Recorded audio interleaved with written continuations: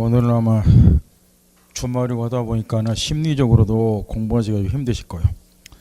그래서 오늘은 50분 아니면 1시간 단위로 계속 쉬어드릴 거이고 힘드니까, 그 다음에 도중에라도 힘들면은 밖에 나가서 담배 태우시고 오셔도 되고 커피 한 잔 드셔도 되고 정 힘들면 엎드려서 잠깐 주무셔도 되고 아무 상관이 없어요.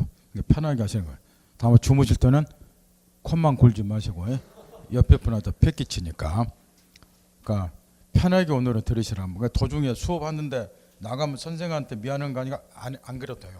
그냥 힘들면은 도중에 나가서 담배 피우고 오셔도 되고 커피 한 잔 드셔도 되니까 오늘은 해야 될 게 많으니까 편하게 하시라고 말이요.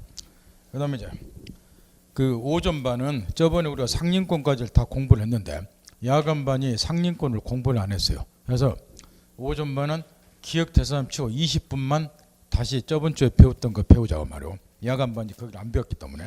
그래서 239페이지를 배워보세요.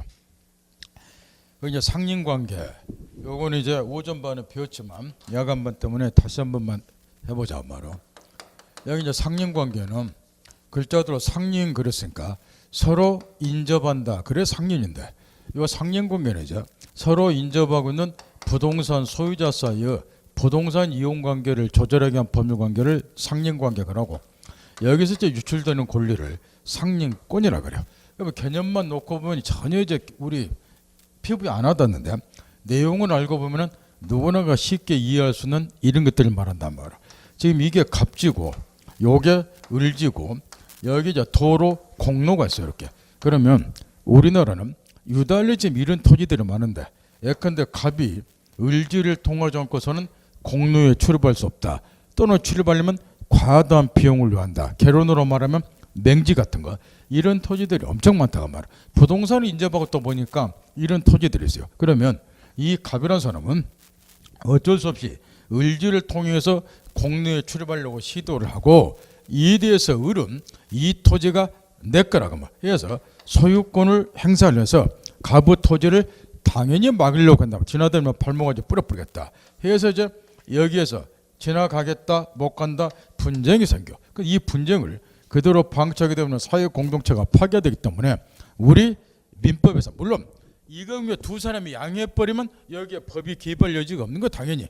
이 을이 그래 다녀라, 그럼 분쟁이 안 생기죠. 근데 그게 이제 거부가 됐을 때 문제가 생긴다는 거.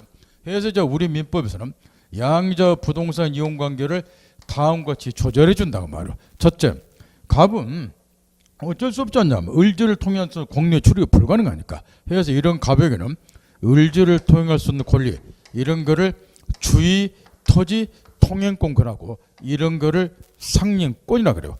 거꾸로 이제 을의 입장에서는 갑의 통행을 막아서는 안 될 소극적인 수인 의무를 부담을 한다. 그러면 얘는 통행할 수 있는 권리 있고 얘는 그걸 수용해야 될 의무가 있고, 그러면 양자 부동산 이용과 조절 사회 공동체 유지가 된다. 이런 스토리라고 말. 이런 거를 상림관계 이렇게 하기로.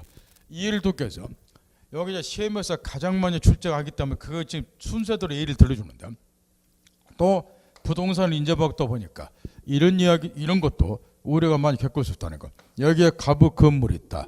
여기에 이제 인접해서 을이 토지를 가지고 있다. 근데 을이 경계선을 침범한 것은 아니고 이 경계에 바짝 붙여서 자기 돈을 지출해서 건물을 짓기 시작한다 말이야. 그러면 이 갑이라는 사람이 또 득달같이 쫓아오더라는 거야. 네가 여기다 바짝 붙여서 건물 지니까 우리 집에 통풍도 안 되고 햇빛도 안 된다. 건물 좀 띄어지어라. 그러니까 을이 또 반발한다. 이거 웃긴 놈이라고 말이야. 내가 경계 침범한 것도 아니고 내 땅에다가 내 돈 들어서 내 건물 짓는데 네가 왜 띄어지어라 붙여져라 상관이냐. 또 시비가 없네. 부동산을 인접하겠다만 이런 분쟁도 많이 생겨, 이웃 사람들끼리. 따라서 이것도 우리 민법에서 다음과 같이 양자의 부동산 이용 관계를 조절. 갑은 을에게 경계로부터 반 미터로 되어 있어요. 경계로부터 반 미터 띄어져라 청구할 수 있는 권리 갖고, 요게 여기서는 상림권이라 그래요. 거꾸로 을은 자기 토지에다 자기 돈 들여서 건물을 짓고 있음에도 불구하고 경계로부터 반 미터 띄어져야 될 의무가 있고, 이런 거를 상림권, 상림관계 요리 이야기로. 심지어는 우리 시험에 이제 간혹가 나온 것 중에 이런 것도 있어요. 여기에 이제 갑의 토지가 있는데 나무가 있다. 여기 이제 부동산 인접에서 요게 갑지, 요게 을소의 토지, 나뭇가지가 넘어왔다, 나무 뿌리가 넘어왔다. 그러면 인접 부동산 소자세 나뭇가지를 놓고 나무 뿔을 놓고 또 분쟁이 생긴단 말이에요. 해서 이제 양저 부동산 이용 조절하기 위해서 나무 뿌리는 얘가 직접 제거할 수 있다. 나뭇가지는 제거달로 청구하되 갑이 응하지 않으면 스스로 제거한다. 제거한 뿌리나 나뭇가지는 제거한 소유니까 불서식으로 써도 된다. 이런 것들을 상린관계, 상린권이라고 그래요. 따라서 결국 시험에서 중요한 것들 몇 가지 예를 들어줬지만 가만히 들어보면 이 상린관계라고 하는 것은 우리가 부동산을 서로 인접하다 보니까 이웃사람과 사이에서 이런저런 분쟁거리가 많이 생긴다. 그걸 어떻게 조절해 줄 것인가, 해결해 줄 것인가, 그게 상린관계, 상린권이라고 그래요. 그럼 이제 기초 염두 딱 두고 몇 가지만 점검을 해두자 말. 먼저 이 상린권을 취득하기 위해서 이 두 사람 사이에 계약이 필요한가? 이게 이제 가장 중요한데 계약이 필요 없다는 거. 무슨 이야기냐? 여기 주의토지통행권은 우리 법 219조에 규정이 되는데 법에 규정이 되는 요건만 갖추면 요건이 이렇게 되어 있어요. 갑이 을지를 통해한 것은 공로에 출입할 수 없다. 이렇게. 그럼 이런 요건만 갖추면 계약 필요 없이 이자에게 주의토지통행권 상린권이 당연히 인정이 되고 계약이 필요가 없으니까 당연히 등기도 필요가 없고 이 상린권은 소유권에 종속된 지위를 갖는 권리지 별개의 독립한 물권 아니에요. 따라서 등기도 불가하고 더 나아가서 서로 부동산이 인접하고 드남 이런 상린권을 설사 오랫동안 행사하지 않더라도 이건 소멸시효로 소멸이 안 돼요. 더 나아가서 이제 특히 신경 써야 될 게 이따가 저 오후쯤에 지역권을 이제 가르쳐 줄 건데 이게 이제 상린권이 용융물권 중에서 지역권하고 기능면에서 거의 유사하다는 거예요. 지역권하고 무슨 얘기냐 그러면 이 지역권은 자기 토지의 편익을 위해서 타인의 토지를 이용하는 권리가 지역권인데 지금 이런 얘기란 말이야. 만약에 갑이 을지를 통해서 공로에 출입할 수 없으면 갑 토지의 효용 가치가 떨어져 이렇게. 여기서 자기 토지의 편익을 위한다 이 말은 자기 토지의 효용 가치를 높이기 위하여 이걸 말하는데 통행이 가능해야지 토지의 효용 가치가 높아져.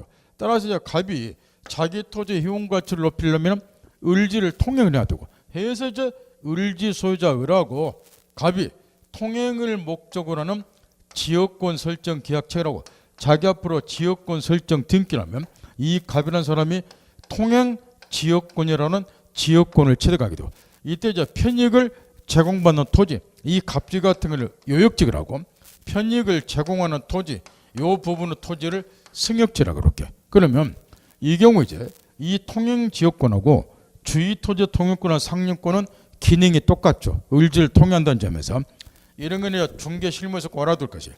우리나라 이런 명기들이 많은데 이런 걸 이제 거래하는 경우가 많이 있다고 말. 그럼 이게 과연 통행이 가능한가? 이걸 확인 설명을 해줘 중개업자가. 그러면 통행하는 방법이 일단 두 가지가 있다는 거.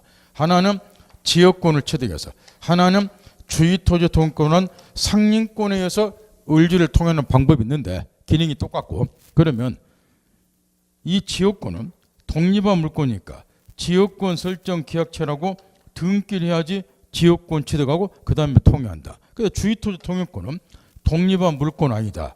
계약 필요 없고 등기도 필요 없다. 그러면 이제 결론이 났다 그 말이야. 이 경우에 갑의 을지를 통행하는 것은 지역권을 취득해서 통행하는 경우는 거의 없을 거라고 말이야. 지역권이 뭔지를 모르기 때문에 특히 지역권을 취득 안 하면 계약이 필요한데 이 계약 자체를 체결할 리가 없다고 말이야. 따라서 거의 대부분의 경우는 계약이 필요가 없는 요건만 갖추면 자동으로 인정이 되는 주의토지권 상린권에 의해서 통행을 일반적으로 할 거란 말이야. 따라서 이제 실무상으로는 일반 백성들이 지역권을 잘 모르기 때문에 지역권의 기능을 뭐가 대신해 버리냐? 상린권이 대신해 버려.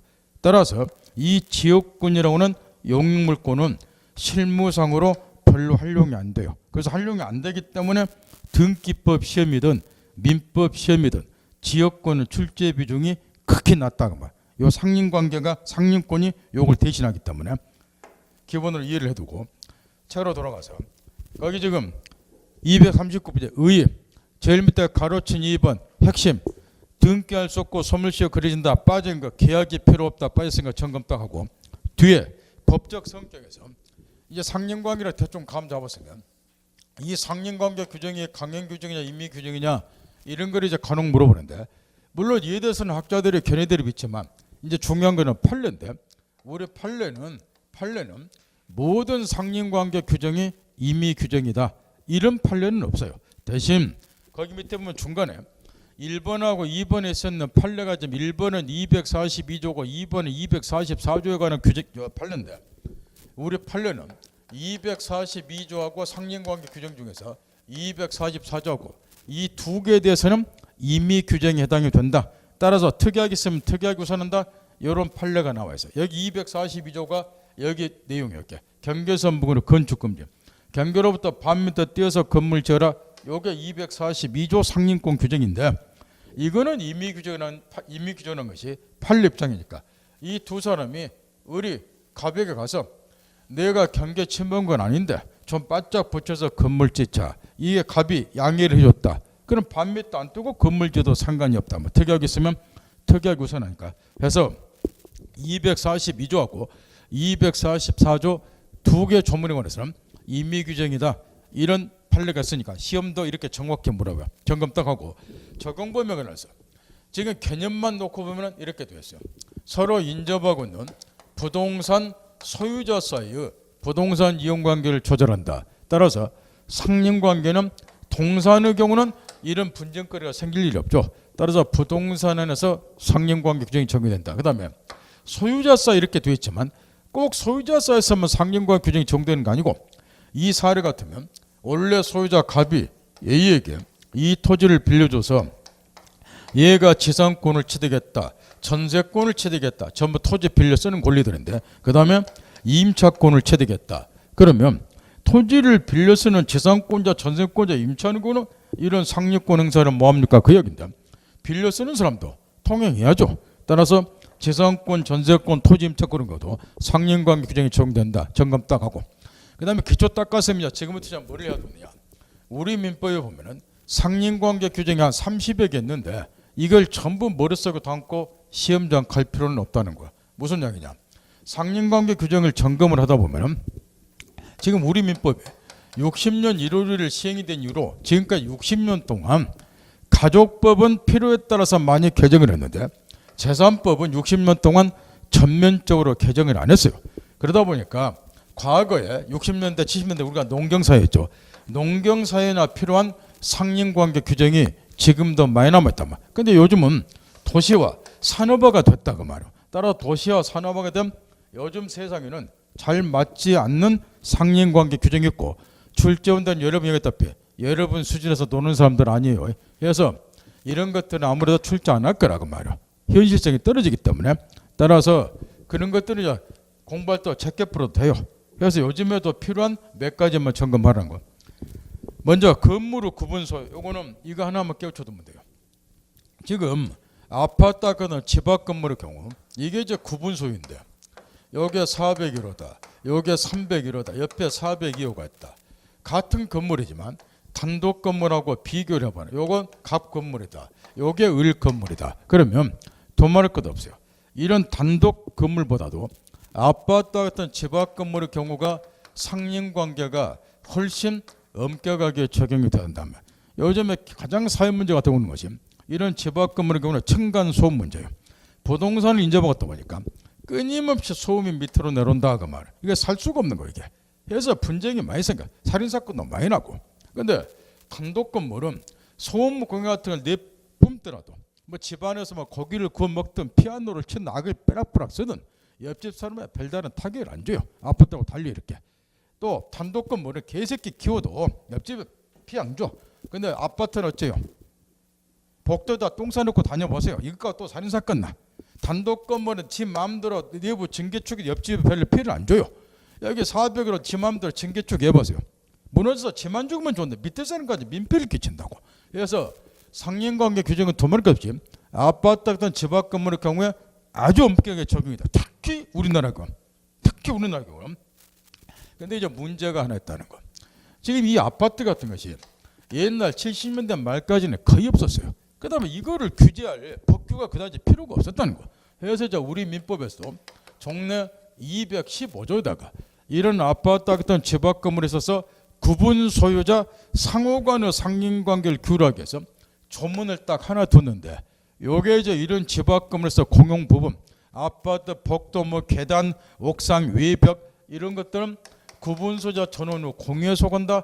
이 규정을 딱 하나 뒀어요. 근데 옛날에는 아파트들이 별로 없었기 때문에 이걸 규제할 법규도 필요 없었고, 그러다가 70년대 말부터 아파트들이 엄청나게 생겼어요. 오늘날은 뭐 아파트 천국이잖아요. 그러다 보니까 이 215조 조문 하나 가지고 이 사람들 사이의 상린관계를 도대체 규율할 수가 없더라니까. 끊임없이 분쟁이 생기니까 살인사건도 많이 나고. 그래서 어쩔 수 없이 1984년도에 국회의원 아들이 빨리빨리 법을 개정을 안 해주다 보니까 어쩔 수 없이 아파트 같은 집합 건물에 있어서 구분소자 상호간의 상린관계를 규율할 필요성 때문에 특별법을 하나 만들었는데, 그게 84년도 제정이 된 집합 건물의 소유 및 관리에 관한 법률이고, 우리 시험도 여기 집합 건물의 소유 및 관리에 관한 법률에서 통상 한 문제가 출제가 되고, 따라서 이걸 규율하기 위해서 민법에 둔 215조 이 조문이 이제 필요가 없는 이런 걸 이제 법률 용어로 이 조항은 이제 민법전에 들어있어요. 들어있는데 사문화됐다 이런 식으로 표현을 해요. 따라서 이제는 아파트 어떤 집합 건물에서 구분소 상호의 상린관계는 특별법이 규율을 하고, 여기 한 문제 나오고, 우리 민법 교재 제일 뒤에 보면 민사특별법에서 이 법률이 설명이 되어 있어요. 이게 조문이 불과 66개인데 이 조문만 책에 써놔도 한 50페이지가 넘어요. 근데 한 문제 나와. 그래서 이것도 필요한 것만 나중에 한 문제 나오니까 필요한 것 줄여서 공부하시면 돼. 따라서 건물 구분 소유 215조는 이런 배경을 이해하면 되고, 조문은 필요 없고, 그다음 인지사용 청구권은 요거는 간혹 물어보니까 요즘에도 한 번씩 읽어두되 뭘 하셔야 되냐, 이 조문을 쭉 읽는다. 그러면 이게 지금 내가 이웃집 부동산 소유자하고 어떤 분쟁이 생겼을 때 이 상린권 규정이 적용이 되는가, 그건 머릿속에 그림 그리면서 읽으라고 말이야. 무대불 읽지 말고. 그건 여러분 보시오. 그 다음에 3번에 임미시험 금지, 4번에 수동시설권 거의 시험에 안 나오니까 제껴도 되고, 그 다음에 주의토지 통용권 219조 요게 이제 90% 이상 압도적으로 출제가 돼. 시험에서 압도적으로 90% 이상 상린권 규정 중에서. 그래 아까 처음에 예의 들어준 게 그건데, 이게 저 압도적으로 시험에 나온 배경은 이런 배경 때문에 그러고, 요게 갑지고 요게 을지고 여기에 저 공로 도로가 있다는 거게. 그럼 이제 갑이 을지를 통해서는 공로에 출입할 수가 없다. 그래서 분쟁이 생긴다. 해서자 얘한테 이제 219조에서 주의토지 통행권, 통행권, 상린권 인정이 된다 이야기인데, 이게 이제 옛날에는 분쟁거리가 안 되었어요. 왜 그러나 또 마찬가지야. 70년대 말까지는 전국에 빈 땅이 엄청 많았어요. 따라서 이 을지가 빈 땅 공지로 되어 있었기 때문에 갑이 을지를 통행하면서 을이라는 사람의 소유권 행사, 갑의 통행을 막을 일이 없었단 말이야. 이거 빈 땅으로 됐는데 이 사람이 지나다닌다 그래서 땅이 달아진 것도 아니고, 이 사람은 신발짝에 달아지 이 땅이 다른 일이 있냐고 말이야. 근데 이것도 이제 80년대 들어서 문제가 터져본 거예요. 전국의 빈 땅마다 개발물 불다 보니까 갑이 무상으로 통행했던 이 통행로 부분에다가 소유자 을이 건물을 짓기 시작한 그렇게 그 통행로가 막히더라는 거야. 그러니까 이제 갑이 이제 볼때치는 또 정고, 야 임마 내가 지금 통행했던데 네 건물 지고 통행을 막아보면 어찌 되냐. 그러니까 우리는 또 기가 막힌 이 새끼 웃긴 새끼란 말이야. 여기는 원래 네 땅이 아니라 내 땅이라고 말이야. 내 땅. 그동안 내한테 서비스를 제공한 거 이거.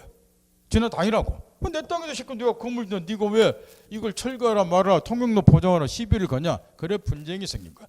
그래서 이런 배경에서 80년대 건축비에 불다 보니까 이 통행로가 막히더라. 그래서 이런 분쟁 사건이 전국 법원에 수천 건이 들어온 거예요.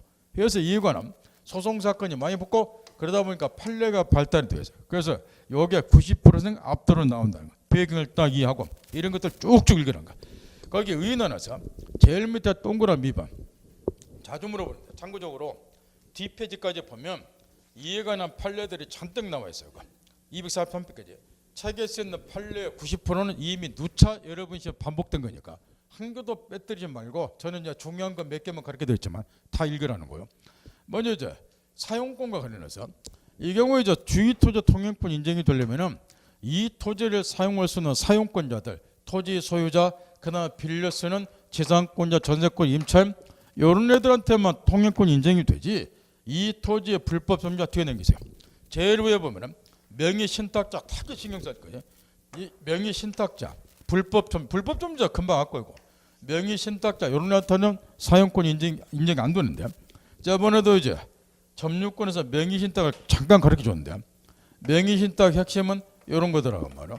이 갑의 토지에 대한 실권리자 공보상명의 등기를 을명의로 해놨다. 명의 신탁 실권리자 신탁자 등기명의 수탁자 이 명의탁 약정이 유효인 경우가 있어요. 문중이 명의탁하거나 배우자 상으로 명의탁하거나 이런 명의탁 약정이 유효인 경우는 도대체 이 토지에 대한 소유자가 누굽니까? 이런 게 좀 문제가 되는데 내부적으로는 지네 둘 사이에 있어서는 신탁자를 소유자로 보고 왜냐? 얘가 소유자인 걸 알잖아. 지기 둘 사이에서는 등기는 얘한테 있지만 얘를 소유자로 보고 그러나 제3자 눈으로 볼 때는 제3자는 이런 내막을 모르기 때문에 아무래도 등기 가지고 있는 애를 소유자로 믿을 거란 말이야. 그래서 얘는 수탁자를 소유자로 믿을 것이고 따라서 대내적으로 지네 둘 사이에서는 신탁자를 소유자로 간주해 주지만 대외적으로는 수탁자를 소유자로 간주해 줘. 이걸 이해하고 나서 묻는 건데 이 갑이 신탁자 요거를 이제 A 수탁자 얘 앞으로 등기를 해놨다. 그러면 이 신탁자에게도 통행권 인정이 되는가? 요거는 대외적인 문제라. 얘 사이의 관계니까 대외적으로는 얘가 소유자가 아니다 그 말. 소유자가 아니기 때문에 신탁자에게는 통행권 인정이 안 된다. 이런 논리요. 이유 대외적으로 신탁자는 소유자가 아니다 그 이야기요. 있나요? 그다음 거기 성립 요건 쭉쭉 위해서 뭐 설명의 필요성이 없으니까 특히 2번, 3번, 8 기존의 통로가 있더라도 통로로서 실제 충분한 기능을 발휘 못하면 통행권이 또 인정이 된다.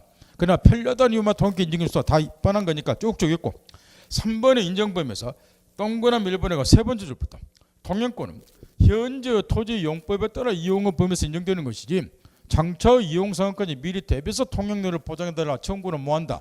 이 대표적인 사례가 그 밑에 색칠한 부분 판례 1번이에요. 거기 1번에 보면 두 번째 줄에 현재 여기에 건물 질 생각은 없어요. 근데 갑이란 놈은 우리에게 나 앞으로 여기에다가 건물을 지을 거니까 건축 허가에 필요한 장래 대비해서 건축 허가에 필요한 포구 통행료를 미리 보장해달라 이런 거는 안 된다고 말이야. 따라서 동그라미 1번에 세 번째 네 번째 줄 그 밑에 1번에 두 번 세 번째 줄 관계됐고 그 다음 밑에 그 2번 판례 바로 그 밑에 거 통행권은 통행으로 한 지역권과는 달리 요 2번 판례가 웃기는 판례인데 왜 웃긴다고 그러냐 그러면 이 판례가 가장 중요한 판례인데 시험이 아직 출제가 안 되고 있다는 거. 이게 이제 상림권하고 지역권의 차이를 물어보는 판례이기 때문에 사실은 넘버1으로 다른 민법 시험에서는 자주 출제가 되는데 이상형 우리 중개사 시험에서는 제일 중요한 판례임에도 불구하고 그거는 출제가 안 됐는데 무슨 이야기냐. 아까 이 지역권하고 통행지역권, 상림권의 차이를 간단히 가르쳐줬는데 지금 또 한 가지 차이가 뭐냐 그러면 이 갑이 이제 지역권자고 여기에 요역지고 그 다음에 이제 요 을지 요 부분을 통행을 해서 여기에 승역지라고 말할게. 그러면 지역권의 경우는 지금 이 부분을 통행해서 얘가 지역권을 취득했다. 그러면은 통행로를 함부로 변경을 못 시킨다. 통행로가 딱 고정이 돼버려. 여기에 승역지면 승역지가 고정이 된다고. 그런데 주의토지 뭐 상림권은 그게 아니라는 거야. 주의토지 이용상의 변화에 따라서 처음에는 이 부분을 통행로로 인정해 줬으나 주의토지 상황의 변화에 따라서 이렇게 통행로를 얼마든지 자유롭게 변경할 수도 있단 말. 이게 상림권이라고 말. 지역권하고 차이점이고 이걸 물어보는 판례인데 이성설이 많지 2번 판은 출제가 안 되고 있고 그 다음 4번의 법적 성질에서 일단 우측으로 동그라미 3번을 먼저 보세요. 이 통행권은 이런 거예요. 이 갑이 주의토지 통행권을 가지고 있다. 그럼 얘는 통행을 해요 이렇게. 그러면 통행에 필요한 범위 내에서는 통로 개설도 할 수 있고 통로 개설도. 그럼 통로 개설 비용 누가 부담하냐? 주의토지의 통행권자가. 통로 개설하면 이걸 유지되는데 유지 비용도 얘가. 대신 이제 통행지 소유자 을은 가부 통행을 막아서는 안 될 소극적인 수인 의무만 부담하라는 거야. 이게 원칙이야. 통로 개설 비용 유지 비용 다 얘가 부담하는 거야. 얘는 그걸 막아서는 안 돼. 소극적인 수익률만 부담하고. 그런데 왜 가능하죠? 그게 왼쪽으로 눈 돌리세요. 동그라미 1번인데 지금 이게 통행을 해야 되는데 통행에 방해가 되는 이게 담장이 설치가 되었다 말이야. 그러면 통행권 행사를 해서 이 담장을 철거할 수도 있는데 요거 철거 의무, 철거 비용은 누가 부담합니까? 요거는 통행지 소유자 얘가 부담을 한다 말이야. 감 잡았나요? 하도 비교해서 물어보니까 우측 동그라미 3번을 온측으로 전제하고 그 다음에 왼쪽 동그라미 1번을 외적으로 이런 경우는 통행지 소유자가 그 담장 등 통행에 방해되는 담장 등을 철거할 의무가 있으니까 그 철거 비용은 통행지 소유가 부담된다. 이런 식으로 우측 손해보상. 요거는 우리는 자본주의 법을 배우고 있기 때문에 남의 걸 쓰면 쓴 만큼 손해를 보상해 주든가 부당이득 반응을 부담하는 거야. 따라서 요건을 갖추면 을지를 통행은 하되 대신 갑은 을은 갑의 통행을 막아서는 안 되고 그럼 얘는 엄청난 손해를 입어요. 그러면 갑은 이 을이 입은 손해를 당연히 보상해 줄 의무가 있고 공짜로 통행하는 거 아니에요. 우리는 사회주의 국가가 아니고 빨갱이 나라가 아니고 자본주의 법을 배운단 말이에요. 따라서 손해를 보상을 줘야 되는데 이때 판례 하나. 그러면 통행권자는 당연히 손해를 보상해 줄 의무가 있어요. 이때 이 통행권자 허락을 해서 A라는 애가 이걸 통행을 한다. 그럼 통행권자 허락을 해서 통행한 A한테도 손해를 보상으로 청구할 수 있는가? 요 얘기인데 이거 자주 물어봐요. 그럴 필요 얘한테까지 청구는 못하고 통행권만 청구한다. 점검 따갖고 또 하나는 이제 그럼에도 불구하고 220조에 보면 무상으로 통행할 수 있는 경우도 있는데 직업대로 이것도 물어봐요. 어떤 경우냐? 이런 경우인데 원칙은 이제 손해를 보상해 줄 의무가 있는데 무상으로 통행하는 경우도 있다. 여기 한 필지 토지인데 갑이 지분 2분을 을이 지분 2분을 공동 소유 공유를 하고 있다. 여기에 도로가 있다. 요거를 이제 공유는 이따가 이제 공유도 오늘 배울 건데 분할을 권장해야 돼요. 그래서 이제 이렇게 분할해서 요거는 갑 요거는 을 그러면 통행권이 필요 없어. 각각 공유에 통이 가능하니까. 그러니까 이거를 세로로 분할해 볼게요. 요거 갑 요게 을. 그럼 분할로 인해서 갑이 을지를 통유하지 않고서는 공유에 출입할 수 없게 됐다. 또는 이 토지가 갑 소유인데 일부 양도를 했어요. 그래서 요 부분을 을에게 양도를 했어요. 결과 통행이 불가능했다. 이런 경우는 두 가지 특징. 갑은 제3자 토지를 통해서 안 되고 반드시 분할로 인하여 또는 일부 양도로 인하여 요 을이 취득한 부분의 토지 이것만 통해야 되고 더 중요한 것은 통행을 하더라도 무상으로 통행이 가능하다. 이유는 상식적인 이유야. 이렇게 처음에 분할을 했을 때는 갑이 을지를 통행한다는 걸 전제해서 분할을 했을 것이고 한 필지 전부 중에서 요것만 띄어서 을에게 팔 때도 양도할 때도 이 갑이 이걸 통행한다를 전제해서 이렇게 양도했을 거니까 그걸 감안해서 요거 통행해라 무상이다 그 이야기. 이때 팔려나. 이 220조 무상주기토지 통행권은 분할 당사자 양도 당사자 요 갑을사에서만 무상이지 여기 갑이라는 애가 A에게 이 부분 토지 팔았다 을이 팔았다 요런 특정 승계인의 경우는 원래의 219조로 돌아가니까 요걸 매입한 A가 통행할 때는 무상이 아니라 손해보상이 되고 요걸 구입한 B한테는 손해보상이 되고 거기 앞에 또 이런 데 헷갈리지 마시고 동그라미 이번에 뒤에 포위된 토지 피통행지 특정 승인에 적용되지 않는다니까 또 이런 거 가지고 또 헤매고 그러지 마시라고. 포위된 토지는 요 갑지겠죠. 갑지. 피통행지는 요 피자 또 나왔잖아요. 첫 주에도 얘기했다. 피자 갖고 피똥 싸는 사람 많은데 어렵게 생각하면 이거는 뭔 것을 당하다는 피자라고 그랬죠. 피상속인 피특정 승계인 여기는 피통행지. 그러면 피통행지는 통행을 당하는 토지니까 을지를 말하겠죠. 그 다음 물에 관한 상린간 농경세나 필요한 거니까 제껴도 되고 245필을 건너뛰어서 경계에 관한 상린관계는 거기 237조 38조 39조는 읽어보면 아주 쉬워요. 요즘에도 적용됐으니까 이런 거는 간혹가다 한 번씩 물어보니까 그 조문은 꼭 읽어보고 그 다음 뒤에 넘기세요. 이번에 경계를 하면 수지 목건 그 수지는 아까 칠판에 해드리는 거예요. 사람 이름이 아니고 나뭇가지겠죠. 목건은 나무 뿌리고 이런 거나 시험에 내면 여러분이 너무나 좋아하겠지만 간혹 한 번씩 물어봐요. 그 다음 가로친 4번에 242조 경계선 부근의 건축금지 반 밑에 띄어라 그 규정이에요. 그 다시 한번 꼭 읽어보고 그 다음에 이제 우측에 눈 돌려서 박스를 잠깐 보세요. 거기 보면은 상린관계 규정 중에서 간섭이 있으면 간섭이 우선하는 경우 그걸 지금 모아놨는데 이게 옛날 시험에서는 이전문만 한 번씩 이게 출제가 됐어요. 상린관계 규정 중에서 간섭이 우선하는 경우가 아닌 것 이런 식으로. 그런데 요게 15년 전에 마지막 나오고 15년간 출제가 안 됐는데 옛날에는 이런 판례들을 안 물어보고 조문과정 깔딱대다 보니까 낼 게 없었다는 거예요. 그러니까 간섭이 있으면 간섭이 우선하는 걸 고르시오. 잠깐 눈 돌리세요. 242조 다시 봐보세요. 그 1항을 봐보세요. 건물을 축조하면 특별한 간섭이 없으면 경계로부터 반 미터 떼리 이렇게 되어 있죠. 이 말은 간섭이 있으면 간섭이 우선한다 그 이야기야. 이런 규정들이 간혹 있다 그 말이야. 그런 것들 추려서 물어보고 그걸 이제 암기하라고 우측에 박스를 넣어놨는데 외울 필요 전혀 없다는 거야. 요즘에 이런 거 안 내요. 이거는 쌍팔년도 냈던 거예요. 그러니까 무시해버려도 되고.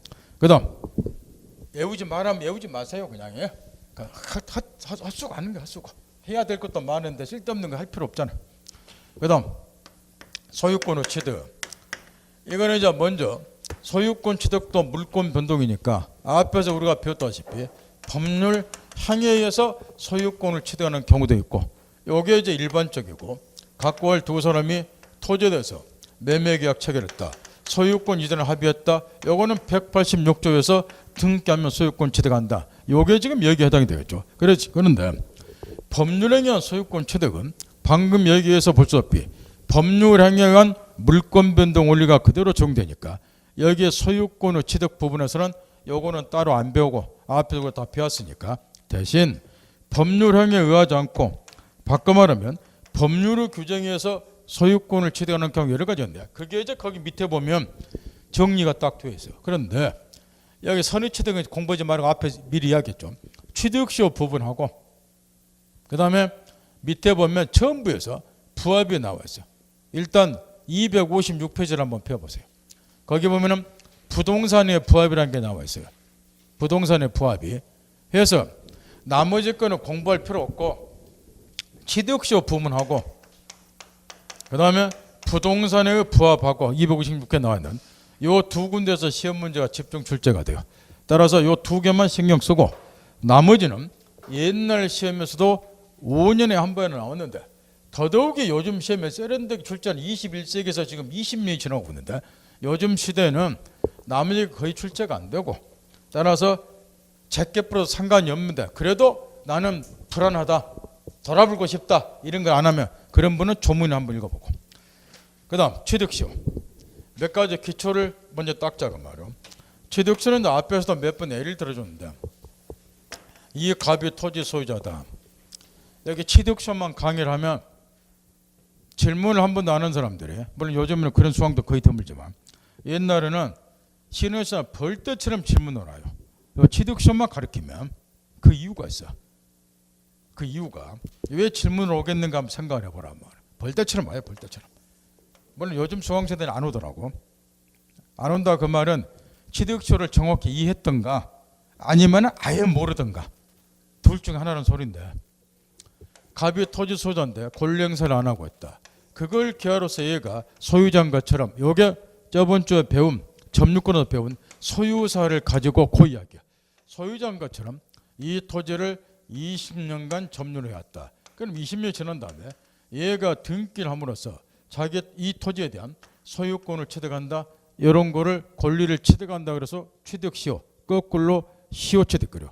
간단히 정의 정도는 하면 물건 등을 일정 기간 요걸 시효 기간 일정 기간 점유를 하게 되면 그 점유자로 하여금 당연 물건에 대한 권리를 취득해 한다. 그래서 취득시효 뒤집어서 시효 취득. 그러면 반사적으로 원래 소유자는 소유권을 상실한다.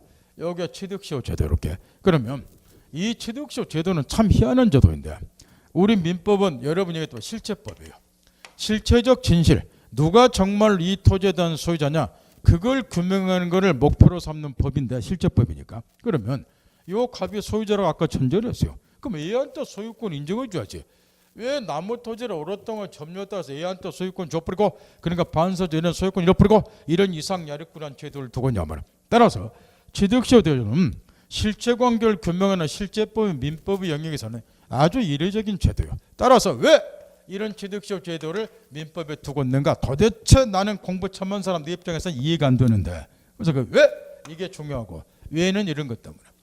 지금 이 경우는 20년짜리인데 여기에 만약에 소유자 한제가 등기까지 가지고 있으면은 10년간만 점유하면은 시효취득이요. 이런 걸 등기부 시효취득권인데 그럼 이제 이렇게 돼 있어요. 자, 갑은 원래 소유자지만 장기간을 걸쳐서 권리행사하고 있고 거꾸로 의뢰한 애는 소유자는 아니지만 장기간에 걸쳐서 10년 또는 20년 장기간에 걸쳐서 소유자인 것처럼 권리 행사를 하고 있다. 그럼 이제 이걸 보라는 거. 제3자 눈으로 볼 때는 누가 소유자로 보이겠냐면 100% 얘라고. 특히 등기 가지고 있는 경우. 해서 이제 얘를 소유자로 믿고 양도 받았고 이 토지가 평정무역으로 전전 양도였다고 가정을 해보자고 말할게. 현재 얘가 점유라고 해서 설사 등기까지 가지고 있다 하더라도 현행법상으로는 원칙 얘는 소유권 취득 못할 거라면 이유 부동산의 경우는 공신원칙 인정이 안 되기 때문에 무고리전명의 등기 믿은 자 보호가 안 되죠. 줄줄이 샀다고는 소유권 취득 못해요. 그러면 결과적으로 이제 수십 년이 지난 상태에서 원래 소유자가 현재 점유자를 상대로 해서 내가 소유자다 토지 반환하라. 흔히 말하는 물권적 반환 저권 행사하게 되면 얘는 소유자가 아니기 때문에 토지를 당연히 반환해야 되고 소유권 취득 못한단 말이야. 그러면 이제 무슨 일이 벌어지느냐. 직전의 양도인에게 책임을 묻게 됐어요. 요지는 당신은 왜 나무 토지 팔았냐 해서 책임을 묻는데 요거를 나중에 매매에서는 담보 책임이라고 이야기를 한단 말이야. 이렇게 계속해서 책임을 묻게 되도록 해. 그러면 이 을을 소유자로 믿고서 쌓여왔던 그동안의 수많은 법률관계가 다 뒤집어진다고 말이야. 그럼 사회 혼란이 일어나요. 법학에서 잘 쓰는 용어로 법질서의 안정을 해치게 된다 그 말이야. 따라서 이제 이런 경우는 차라리 이렇게 하자 그 말이야. 수십 년이 지나가지고 뒤집어지고 사회 혼란이 일어나면 되겠냐 말이야. 그래서 이제 차라리 이때는 이런 방법을 쓰자 그 말이야. 갑은 자기 토지임에도 불구하고 오랫동안 권리행사했다. 거꾸로 을은 자기가 소유자인 것처럼 이 토지에 대해서 장기간 소유권한 권리 행사를 해왔다. 그러면 권리 행사라고는 사유 상태를 그대로 권리 관계로 승격시켜 주자. 소유자인 것처럼 권리 행사를 얘가 장기간 해왔으니까 얘한테 차라리 소유권을 주어버리자 그 말이야. 그러면 얘를 소유자로 믿고 쌓여왔다. 이제 소유권 주어버리면 얘는 권리자부터 권리 취득했으나 소유권 취득하고 줄줄 섰당 소유권 취득하고 법질서 안정을 기할 수 있다. 혼란을 방지할 수 있다. 이런 취지. 따라 취득시효 제도가 실체관계를 규명하는 민법에서 이례적인 제도지만 이유는 법질서 안정도 아주 법학에서는 중요하다. 이것 때문에 이 제도가 인정이 되고 있고 그다음 이해했으면 이제 그다음에 이 취득시효 제도가 우리 민법에서 어떤 기능을 담당하는가 이게 사례문 절대 엄청 중요하단 말이야. 우리가 민법 첫날 이중매매를 공부한 적이 있었단 말이야. 이중매매 할 때도 이런 걸 수시로 사례해서 이걸 갖다 접목을 시켜요. 이 토지에 대해서 갖고 올 두 사람이 매매를 했다. 제일 매수인 등기전 안 줬다. 그걸 기하로 해서 갑이 평하고 이중매매를 했다. 얘한테 등기 넘어왔다. 원칙은 유효니까 얘 소유권 취득한다. 그러나 얘가 이자 비명에 적극하다면 이중매매는 반사질서로서 무효다. 따라서 이 경우는 등기 가지고 있어봐야 얘 보여주면 안 되고 따라서 제1매수인을 보호를 해줘야 된다. 따라서 제1매수인은 현재 소유자가 아니기 때문에 직접 마소등기 청구는 못한다. 그러나 매도인이 제2매수인에서 갖는 마소등기 청구를 얘가 대의 행사함으로써 등기 넘어오고 이전 등기 받고 소유권 취득 보호가 된다. 이런 걸 가르쳐줘서 이렇게. 근데 이제 문제는 이중매매가 시험에 나올 때 단 한 번도 안 빼뜨리고 가장 많이 출제된 판례가 내 이거를 또 가르쳐줬어요. 그럼 이 경우에 이중매매가 반사해서 무효인데 그럼에도 불구하고 제2매수인의 등기 가중을 기하로 해서 제3자에게 양도했다. 예, 소유권 취득하는가? 취득하나요? 못하죠? 선의여도 안 되죠? 선의여도 소유권 취득 못하지 않을까? 계속 나오는데 그런데 이때 그냥 슬금 읽고 물어봐요.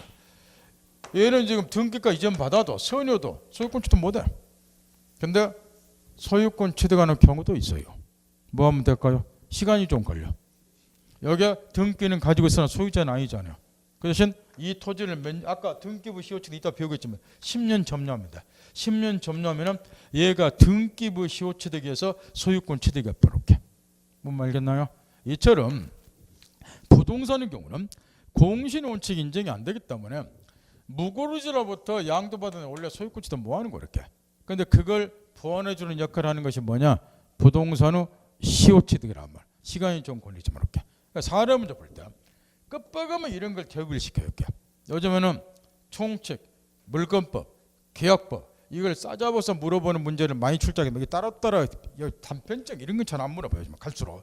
그래서 취득시효는 사례 문제 끝박으면 이게 나오니까 항상 떠올리는 훈련을 하시라는 거. 그다음 취득시효 종류를 본격적으로 공부하기 전에 종류를 이제 정리정돈을 좀 해야 되는데 이 종류가 이렇게 구별이 돼요. 먼저 아까 칠판 위에 들어온 것처럼 가장 전형적인 것은 소유권에 관한 시효취득이 있고 그러나 소유권만 시효취득한 게 아니고 기타 재산권도 시효취득이 가능해요. 그 다음에 소유권에 관한 시효취득 우측 눈 돌리세요. 우측에 4개 박스 처리되어 있죠. 거기에 지금 소유권에 관한 시효취득이에요. 목적물이 부동산이냐 동산이냐 부동산에 관한 시효취득 동산에 관한 시효취득 부동산도 아까 얘 간단히 들었다시피 20년짜리 그거를 점유취득시효 또는 일반 취득시효 아까 잠깐 얘기했다시피 권리자인자가 등기를 가지고 있는 경우를 등기부 취득시효 여기에 동산의 경우도 시효기간 10년짜리 일반 취득시효 5년짜리 단기 취득시효 이렇게 4종류가 있어요. 이렇게. 그게 지금 우측에 그 박스에 있는 거예요. 소유권에 관한 시효취득을 설명한 거란 말이야. 기타 재산권도 있고 이때 이제 기타 재산권에 관한 시효취득 중에서 먼저 집중 요게 나올 것이고 두 가지는 꼭 체크해야 되는 왼쪽 눈 돌리세요. 시효로 취득할 수 있는 고려 동그라미 1번 보세요. 거기 보면 소유권 그 다음에 재산권 쭉쭉 읽어댔는데 소유권이 기타 재산권 중에서는 계속되고 표현된 지역권 잤나요? 그거하고 분묘 지역권 분묘 기지권 요 두 개가 시험에서 나와요. 계속되고 표현된 지역권하고 그 다음에 분묘 오늘 이거 다 배울 건데 분묘 기지권하고 여기 두 개는 이제 기억을 하고 시험장 가야 되는데 기타 재산권 나머지는 시험에 나올 일 없고 여기 지역권 중에서 시효취득이 가능한 것은 모든 지역권이 시효취득 가능한 게 아니고 계속되고 표현된 지역권 안에서만 그 다음에 이제 분묘 기지권이 시험에 이제 나오는 이유는 현실적으로 시효취득이 가장 과거에 이루어졌던 빈번하게 이루어졌던 사안이 분묘 기지권이다 보니까 분묘 기지권 뭔지 알면 이 말을 알아들어요. 이 분묘 기지권이 실무상으로는 시효취득이 빈번하게 이루어지니까 요걸 두 번째로 물어보고 요것만 신경 쓰면 돼요. 그 다음 이제 요건에서 요건을 이제 머릿속에 담아야 돼. 글 가지고 이제 조문을 풀어야 되니까 여기 이제 소유권에 관한 시효취득 네 가지 공통적으로 인정이 되는 공통 요건이 요거예요. 소유사를 가지고 네 가지 다 소유사를 가지고 평온 더 나아가서 공연하게 일정 기간 점유를 할 것. 요게 이제 시효 기간인데 요 기간 요거는 20년 요거는 10년 동산에 대한 일반 취득시효 얘는 이제 우측이면 장기 취득시효라고 지금 용어를 제 맘대로 지금 만들어 놨는데 그 책임은 장기 취득으로 되어 있는 거 요게 지금 일반 취득시효라고 그래요. 요거 10년짜리 단기 취득시효는 5년짜리 이렇게 그러면 소유사를 가지고 평온 공연하게 이렇게 일정 기간 점유한다 이거는 공통적인 요건이고 이걸 딱 염두 두고 그 다음에 특유 요건이 있어요. 이때 이제 20년짜리 요거는 소유사를 가지고 평온권을 20년 점유하되 앞에서 이미 가르쳤다시피 가장 핵심은 이 사건은 187조가 적용되는 사안이죠. 그럼에도 불구하고 반드시 뭘 해야 되냐 등기를 해야 된다. 여기 핵심 포인트고 그 다음 권리자인자가 등기를 가지고 있는 거 등기부 시효취득은 소유사를 가지고 평온공연을 10년 점유하되 플러스 요거는 선의 무과실로 점유할 것 요게 추가가 돼요. 선의 무과실로 점유하게 20년짜리 이게 필요 없지만 동산에 관한 시효취득은 특요건이 없어요. 소유사를 가지고 평온공연을 10년 점유하면 되고 단기 취득시효는 플러스 여기에 선의 무과실 추가돼요. 따라서 부동산이든 동산이든 시효기간이 절반을 줄면 요게 추가된다 금방 알 것이고 핵심 요지는 요건 점유권에 다 배웠으니까 평온 공연 점유는 물어볼 거 없고 평온은 폭력을 집에 가서 꼭 입고 오라고 그랬죠. 폭력을 사용하지 않고서 점령의 평온 점유고 이 반대가 강폭점유라고 그래. 나무 부동산을 점유할 때 두드러 패감사 소유자를 그러면 백차고서 체류가니까 시효처도 못해요. 공연점유는 남몰래 하지 않는 점유를 공연점유 그래. 반대로 남몰래 하는 점유를 은비점유라고 하고. 그러면 부동산 같은 거는 호주머니에 넣어놓고 남몰래 점유할 수가 없어. 따라 당연히 갖추니까 이런 건 물어보면 무시가다 그렇게. 이건 더더욱이 추정이 되고. 따라 저번 주도 가르쳐줬대. 결국 시효처득이 가능하냐 여부는 어디에 달려있다? 소유사에. 따라서 우리가 저번 시간에 점유권에서 배운 자주점유, 타주점유에 관한 원리가 그대로 여기에 적용이 돼. 딱 이거는 별도로 안 가르쳐준다. 이미 다 공부했으니까. 그 다음 문제는 이거라 말이야. 방금 이런 얘기를 했어요. 여기 지금 요 네 종류 시효취득 핵심 요건이 요건데 그 중에서 소유사가 있냐 없냐가 결국 시효취득을 좌우한다 이렇게. 그러다 보니까 이걸 또 슬그머니 물어본다는 거야. 그러면 기타 재산권에 관한 시효취득의 경우에도 소유사가 필요한가 이렇게. 기타 재산권에 관한 시효취득도 소유사가 필요한가. 이건 물어봤더니 누구나 맞추라고 출제는 내줬을 건데 빵점짜리 수들 가더라고요. 그래서 저번 주에 소유사가 뭔가 개념을 정확히 파악을 하고 논의에 당부했어요. 소유사라면 타인의 소유권을 배척하고 자기가 마치 누구인 것처럼 소유자인 것처럼 이렇게 돼 있어. 소유자 같은 배타적 지배를 사실상 행사하는 자가 소유사예요. 따라 소유사는 소유권을 취득할 때 필요한 거란 말이야. 상식적인 이야기죠. 따라서 기타 재산권의 시효취득은 소유사가 필요 없으니까 인간적으로 틀리지 마세요. 틀리면 안 된다고. 쪽팔리니까. 맞추라고 준 거 단답식으로 왜 틀리냐고 말이야. 근데 틀린 사람이 절반이 넘더라 말이야. 그 다음 다시 왼쪽으로 눈 돌려서 거꾸로 시효취득이 불가능한 권리는 이제 거의 안 물어보는데 그래도 어쩌다 한 번씩 물어보는 게 하나가 있어요. 그게 뭐냐 그러면 이거야. 시효취득에서 가장 핵심 요건은 이건데, 자, 갑이 토지 소유자다. 을이 소유사를 가지고 평원공원을 20년간 점유했다. 그럼 얘가 시효취득한다. 자, 시효취득하려면 핵심 요건이 일정 기간 이 목적물을 점유해서 지배하는 것이 필요해요.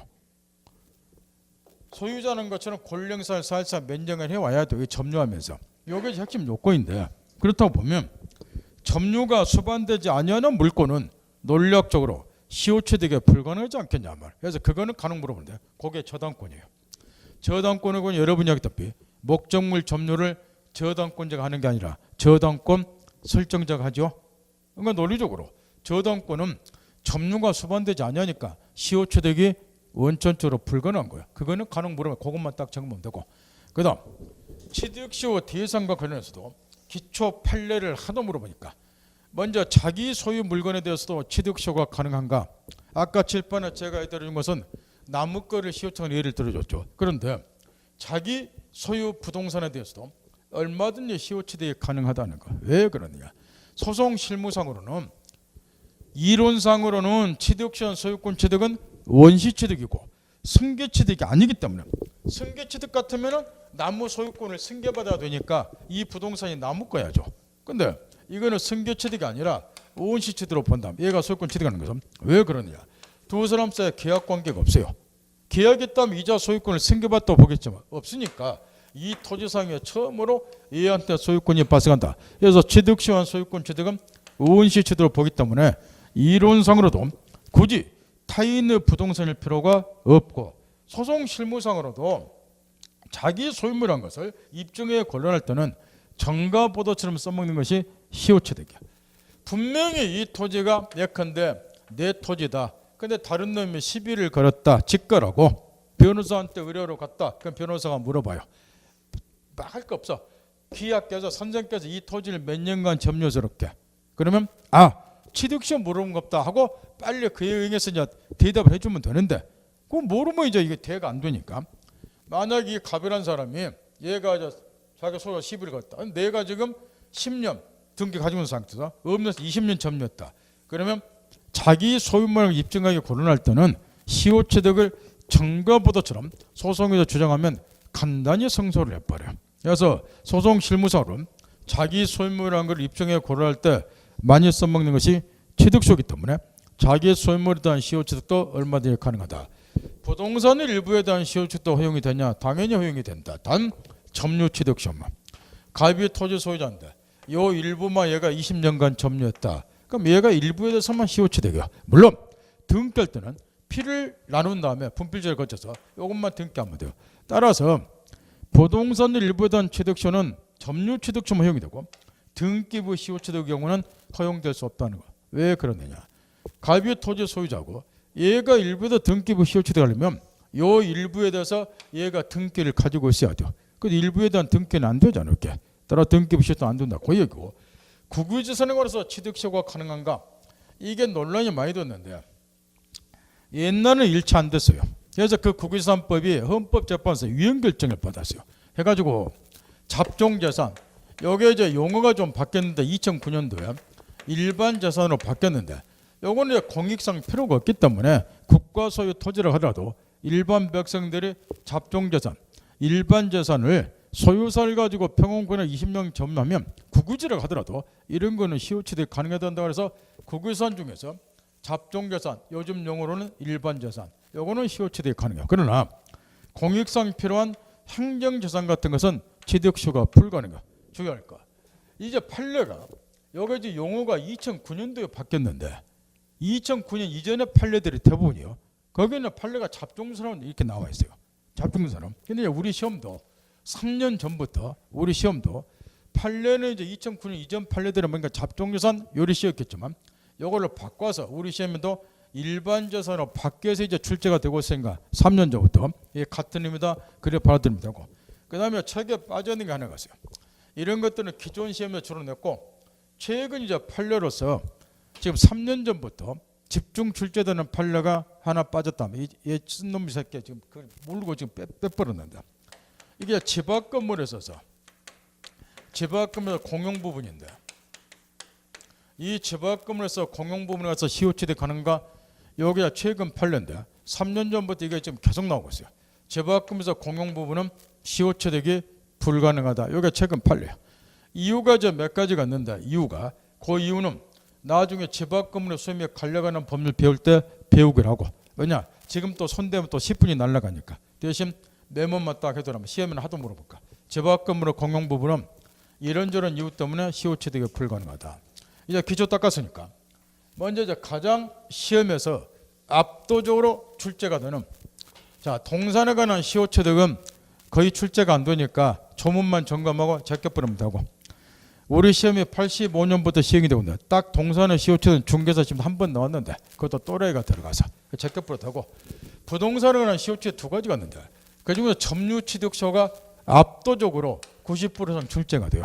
그 이유가 이게 분쟁이 많이 생기기 때문에 판례가 발달됐기 때문에 그래요. 그래서 점유취득시효 요걸 연구를 잘해야 되고 점유취득 요건은 소유사를 가지고 평균에 20년 점유하되 단 등기하라. 요게 핵심 포인트고 우측에 소유사 평균금은 다 가르쳐줘 집에서 있고 등기가 이제 문제인데 잠깐 칠판 보세요. 이 등기 때문에 이제 실무상으로 이제 미칠 일이 벌어진단 말이에요. 가비 토지 소유자다. 권령산하고 왔다. 그걸 기하로 해서 얘가 소유사를 가지고 평원 공연하게 20년간 점유했다. 그러면 법률 행위에 의하지 않냐고 소유권을 취득하는 경우니까 20년간 점유하기만 하면 자동 소유권 취득 등기 없이 이래야 되는데 요거는 외적으로 등기를 한다. 이게 문제라 아마. 그런데 방금 이런 이야기를 했어요. 얘가 소유권을 취득하는 것은 승계 취득이 아니라 원시 취득이라고. 따라서 이제 원시 취득이기 때문에 이 등기는 본시 무슨 등기를 하느냐. 원시 취득 경우는 이자가 등기 기록을 새로 개설해서 소유권 보존 등기를 하면 된다. 그럼 보존 등기는 단독 신청이야. 그럼 얘한테 등기 내라 청구할 필요 없이 등기록 새로 개설해서 혼자 가서 보존 등기가 분쟁도 안 생기는데 여기에 실무상으로 원시대로 보면서도 보존 등기가 아니라 무슨 등기를 하냐. 이전 등기를 한다고 말이야. 이전 등기는 단독 신청이 아니라 공동 신청이란 말이야. 따라서 얘가 원래 소유자에게 소유권, 이전, 등기, 청구권을 행사해서 등기 넘겨주세요. 협조를 구해야 되고 이자의 협력에 의해서 등기 좀 받아야지 소유권을 지워쳐야 돼요. 근데 여기서 문제가 터져버려. 얘가 부처가 아니라 그 말이야. 뭐가 얘가 이쁘다고 당신 땅 내가 소유권 취득해야 되고서 오랫동안 점유해서 권리 행사했으니까 당신은 그동안 권리 행사 안 했으니까 소유권 일로 되고 넘겨주세요. 그럼 넘겨줘요? 안 넘겨줘. 팔 아파라. 알아듣나요? 그러니까 제3자 분쟁이 생겨. 얘한테도 시효측 주장할 수 있는 거야. 결론부터 시효측 주장 못해. 소유권 취득 뭐 한다고. 얘가 소유자가 되고. 해서 이해가 난 판례들이 엄청나게 발달했다면 등기 때문에 이게. 실무사로 이전님께 공동 신청한다 뭐 이렇게. 따라서 갑으로부터 등기로 이전받고 등기를 새로 해서 보존등기 하면 안 되고, 이게 만약 등기를 새로 해서 보존등기 하면 이중등기 문제도 생겨본다고. 등기 얘가 갖고 있고 보존등기 동도 또 있잖아요. 그럼 얘도 또 팔아 뿌려 또 분쟁이 생겨. 무슨 말이겠어요? 물론 실무사는 얘가 요 등기 때문에 알면 얘 각각 대상이 되겠지만 등기법상으로 이런 복잡한 문제가 생기니까 실무상으로는 보존등기 하지 말고 이전등기 하라. 그럼 요 등기 기록 개설됐고 여기다 등기 이전 받으면 별 문제가 없으니까. 근데 문제는 얘가 협조해준다 안 해준다? 안 해준다는 거. 그 분쟁이 엄청 생겨요. 이것 때문에 90% 이상 집중 출제되니까 요 등기 형식 점검 딱 하고, 그 다음 등기부 취득시효 경우는 뒤에 넘겨보세요. 이건 아주시야. 거기 1번에 기억번에 등기 승계 허용되는가. 원래 등기부 시효 취득 우리 시험에 나오면 기억번 판례가 앞뒤로 출제가 됐어. 내가 저번 주부터 신신당부를 했어요. 199조 점유 승계가 조문 자체가 여러분 시험 요즘에 지겹도록 3년 전부터 반복 출제되니까 점검 잘 하시라고. 점유 승계 199조를. 근데 이제 우리 민법상으로는 분명히 점유 승계가 허용된다. 요거는 199조의 명문의 규정이 있어요. 그러면 등기 승계도 허용되는가? 요거는 규정이 없다 그 말이야. 그래서 이제 논란이 됐는데 이 판례가 변경이 됐어요. 옛날에는 등기 승계가 허용이 안 됐는데 등기 승계가 허용되는 것으로 따라서 결과에서 엄청난 차이가 납니다. 지금 갑이 소유자다. 얘가 소유자가 아니면서 설명드려야 돼요. 자기 명의로 3년간 등기 가지고 있다. 다시 양도가 되어서 병이 5년간 등기 가지고 있다. 다시 양도가 돼서 정이 2년간 자기 명의로 등기를 가지고 있다. 바뀌기 전 옛날 판례로는 등기 승계가 허용이 안 됐기 때문에 현 등기 명의 정은 2년간만 자기 명의로 등기 가지고 있었죠. 이르는 등기부 시효처를 못했단 말이야. 근데 판례가 변경이 돼서 점유 승계가 민법 199조 다시 하기요. 정리 잘하세요. 예. 저번 주에 나 신신당부를 했다고. 요거 전문 자체도 많이 물어보고 요건 시효취득에서 절대적으로 필요한 거니까 그래서 시험에 계속 내는 거니까 전문 잘 읽어보라고. 이 점유 승계는 분명히 민법에 규정이 있는데 등기 승계는 없다고 말. 근데 같은 공식 방법이지 않냐고 말이요. 그럼 점유 승계 인정되는 것처럼 등기 승계도 허용이 돼야 된다. 그래서 이제 판례를 변경해서 등기 승계를 인정하다 보니까 이렇게 되는 거예요. 지금 정은 자기 명의로는 2년간만 등기하지고 나는 의료등기 3년, 병의등기 5년 승계받아서 3, 5, 2 토탈 10년 됐죠. 토탈 10년 등기 가지고 왔다. 이런 게 허용이 된다는 거예요. 그러면 얘는 등기부 시효취득이 가능하게 된다. 이런 이야기야. 따라서 등기 기간은 자기 명의로만 10년간 등기 갖출 필요 없고 누구까지 포함해서 앞사람 것까지 포함해서 10년이면 된다. 그 이야기야.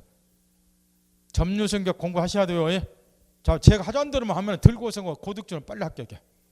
쓸데없는 거 하지 말고. 그 다음 니은 디귿은 연결된 판례인데 지금 당연히 보세요. 당연히 보라고. 얘가 지금 등기를 가졌다. 소유자 아닌데 그럼 이 등기는 무효등기가 거의 대부분이라고. 무효등기가 소유자 아니죠. 그러니까 등기부 시효취득하는 거라고. 이 등기는 등기만 있으면 되지 이 등기가 무효등기도 상관이 없어요. 그런데 왜 가능하지? 그게 디귿번 판례인데 이것도 우리가 2주 전에 물권법에서 배웠다가 뭘 배웠느냐. 2주 전에 동일부동산에서 이중으로 보존등기가 돼 있다. 동일부동산에서 이중으로. 그럼 등기명이 동일이 아니고 선 보존등기가 5년 무효가 아니라 선등기 유효 후 보존등기는 무효다. 이 판례를 공부를 했어요. 그런데 여기서 좀 문제는 이 후 보존등기는 무효인데 이 무효등기에 터져봐서 등기부 시효취득이 가능한가? 이게 문제라는 거예요. 방금 원칙을 내가 가르쳐줬어요. 등기는 무효도 상관이 없다고. 그러면 이 후등기에 터져봐서 이게 무효등기인데 등기부 시효취득 허용되는가? 허용되면 이거 시험이 안 낸다 말이야.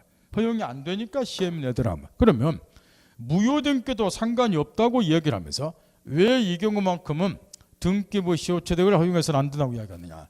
우리가 1부동산 1등기기록 원칙을 공부를 했다면 이 1부동산 1등기기록 원칙을 관철시키기 위해서 후 보존등기를 물어본다는 거야. 그런데 후 보존등기 터잡아서 등기부 시효처 허용이 되면 1부동산 1등기 기록에 200에 납부라. 따라 등기부 시효때 요 등기는 유시간편을 빌리면 1부동산 1등기 기록에 이외되지 아니하는 등기가 된다고 말이야. 그래서 그 동그란 니은 뜻은 점검을 반드시 하도록. 앞에서 배운 이중 보존등기 그 판례 관련해서 사고하고. 네 1번은 요즘 시험에서 등기 시효처 물다 제일 많이 물어본 판례고. 근데 이것도 앞에서 원리를 다 배웠고. 이것도 2주 전에 뭐를 공부를 했네요. 등기가 불법 말소됐다. 불법 말소. 그러면 그 등기가 표상하던 물건은 소멸하지 않는다. 판례 입장. 등기란 물건 효력 발생 요건이지 효력 존속 요건은 아니니까. 그 원리를 묻는 것이 네 1번. 등기부 시효취득에서 소유권을 취득을 했어요. 근데 그 등기가 불법 말소가 됐을 때 이미 취득한 소유권이 소멸합니까? 요거 묻는 거예요. 당연히 불법 말소 되더라도 그 등기에 표상하던 물건은 소멸하는 거 아니니까 소유권은 소멸하는 거 아니에요. 그러니까 원리는 똑같고. 그 다음 밑에 평원공원은 선임무과시에 추가되는데 한 가지만 신경 쓰면 돼요. 니은번 이미 점유권 다 가르쳐 들었어. 점유자는 소유사를 가지고 평원공원의 점령으로 추정이 된다고. 요거는 점유자가 입증할 필요 없겠죠. 유일하게 추정되지 않는 것을 거꾸로 머릿속에 담으라 그랬죠. 그게 무과실점이에요. 따라 점유자는 뭔만 입증하면 된다. 동그라미 니은번. 무과실은 추정이 안 되니까 무과실 점유만 점유자가 입증하면 되고 나머지 소유사가 있냐 없냐 평원공원의 점유냐 여부는 추정이 되니까 점유자가 입증할 필요 없고 점유권 다 배웠으니까 점검 딱 하고. 등기부 시효취득은 어쩌다 한번 나오는데 방금 지적해 준 거면 점검하고 가면 틀릴 일 없을 거라는 거. 좀만 쉬었다.